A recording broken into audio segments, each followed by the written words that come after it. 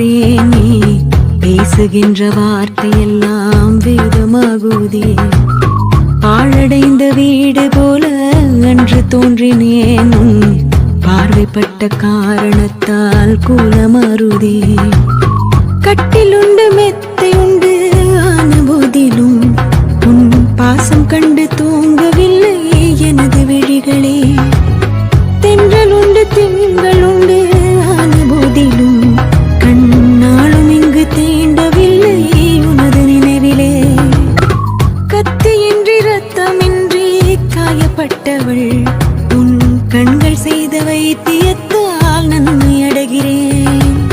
மிச்சமின்றி மீதமின்றி சேதப்பட்டவள்,